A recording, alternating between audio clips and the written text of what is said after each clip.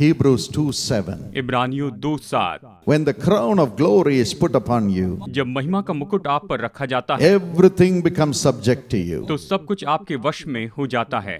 Yes, everything that the Lord has for you in the world will come in search of you. You will have everything and enjoy it. परमेश्वर ने संसार में आपके लिए जो कुछ भी रखा है वो आपको ढूंढते हुए आएगा, आप उससे पाएंगे और आनंद मनाएंगे। Hebrews 4:3 says, इब्रानियों 4:3 कहता है God has planned everything for us even before the foundation of the world. कि परमेश्वर ने हमारे लिए सारी बातों की योजना बनाई है जगत की उत्पत्ति के पहले से। In Jeremiah 29:11, यिर्मयाह अध्याय 29 वचन 11, God says, I know the plans I have for you. परमेश्वर कहता है मैंने तुम्हारे लिए जो योजना रखी है वो मैं जानता I हूँ। have made plans for you, your children, your future. मैंने तुम्हारे लिए, तुम्हारे बच्चों के लिए, तुम्हारे भविष्य के लिए योजना बनाकर रखी है। And it is my will that you will enjoy. और ये मेरी इच्छा है कि तुम इसका आनंद उठाओ।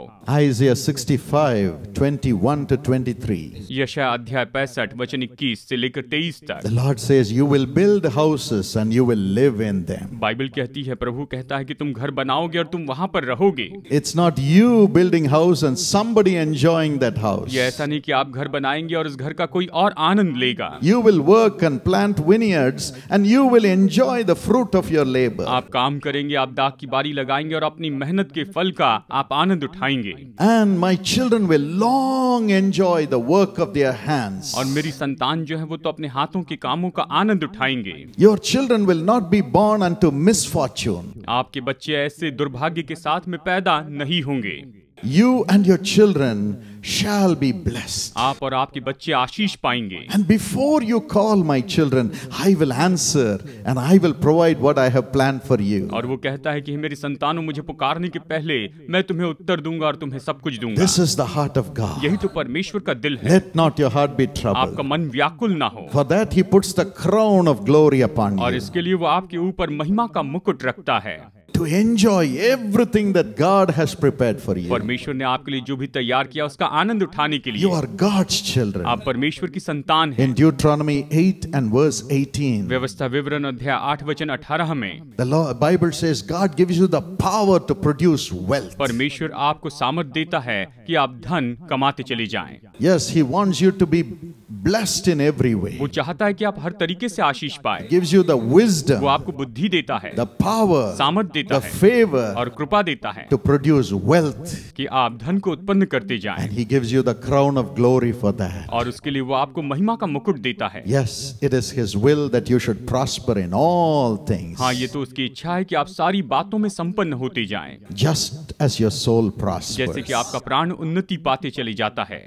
3 John 2 says so. तीसरा यूहन्ना वचन 2 ये कहता है। And in Deuteronomy 28:1, और व्यवस्था विवरण 28:1 he says, I want you to be high above वो all. कहता है कि मैं चाहता हूँ कि तुम सबसे ऊपर रहो। I want to keep you high above all. मैं तुम्हें सबसे ऊपर रखना चाहता हूँ।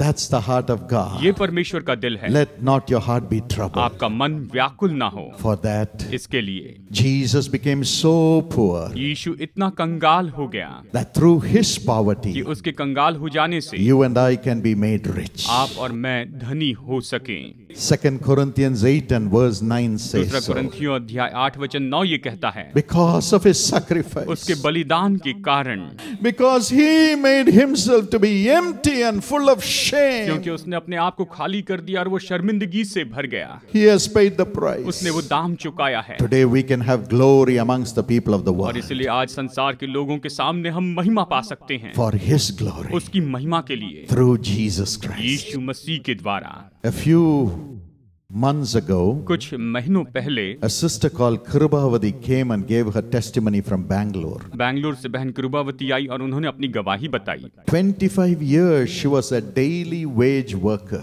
25 साल तक वो डेली वेज यानी रोज दिहाड़ी लगाने का काम करती थी। 2 children, 2 बच्चे थे, no husband. पति नहीं रहा। If she doesn't go for work for one day, she would not have food to feed the अगर वो एक भी दिन काम पर नहीं जाती तो बच्चों को भोजन देने के लिए घर में भोजन नहीं रहता। She was desperate. वो बहुत ही परेशान थी। It was at this time और ऐसे समय में she came to know about Jesus. वो यीशु के बारे में जानने लगी। Somebody brought her to the prayer tower and introduced the love of Jesus. और कोई उन्हें प्रेयर टावर में लेकर आया और यीशु के प्रेम के बारे में उन्हें बताया। And with that little money, she became a partner in the ministry. और थोड़े से पैसों के साथ में वो जीसस कॉल सेवकाई में पार्टनर बनी। And God started working in the lives of the children. और परमेश्वर उनके बच्चों के जीवन में काम करने लगा। The son got a job बेटे को नौकरी मिल गई and he started saving the money. और वो पैसा बचाने लगा। And the day came, और फिर एक दिन आया, even though his mother refused to leave the daily wage worker job. हालांकि उसकी माँ ने दिहाड़ी लगाने के काम को छोड़ देने से इनकार किया, वो काम तो निरंतर करती रही। The boy with his little money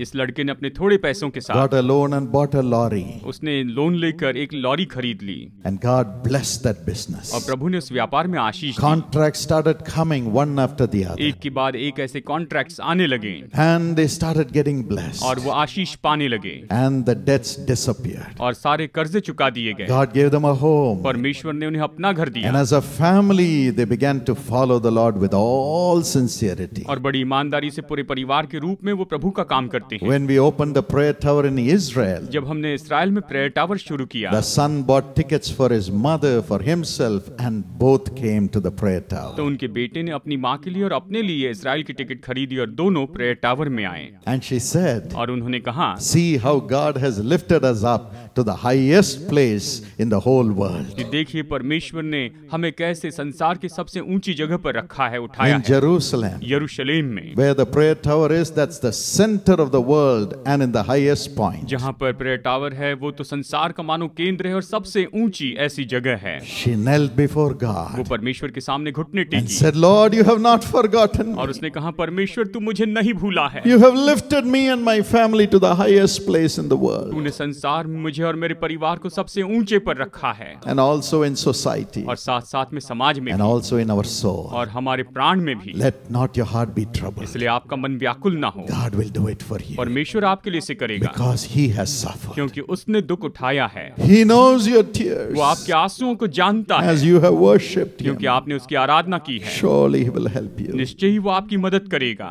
Don't be afraid. आप भयभीत ना हो। And finally, और फिर अंत में He puts a crown of spiritual blessings. और वो आत्मिक आशीष का मुकुट आपके सिर पर रखता है। Ephesians 1 and verse 3. इफिसियों अध्याय 1:3। Every spiritual blessing is in Christ Jesus. हर एक आत्मिक आशीष तो मसीह यीशु में है। He Himself becomes our crown. वो स्वयं हमारा मुकुट हो जाता है। And then in Matthew 21:22, और फिर मत्ती अध्याय 21:22 में, whatever we ask, believing in the name of Jesus, He will give it to us. जो कुछ भी हम यीशु के नाम पर विश्वास करते हुए मांगते हैं वो हमें देता है। And in Mark 16:17, He और says, मरकुस 16:17 में वो कहता है, in my name, मेरे नाम में, the name which is upon your head as a crown, वो नाम जो आपके सिर पर एक मुकुट के जैसे है, you will cast out devils, आप दुष्ट आत्माओं को निकालेंगे, you will heal the sick, आप बीमारों को चंगाई देंगे and you will overcome the evil of the world. और आप संसार की बुराई के ऊपर जय पाएंगे। Many years ago, कई साल पहले there was a missionary to the Red Indians. Red Indian लोगों के पास में एक मिशनरी गए थे। His name is David Brainerd. उनका नाम था डेविड ब्रेन।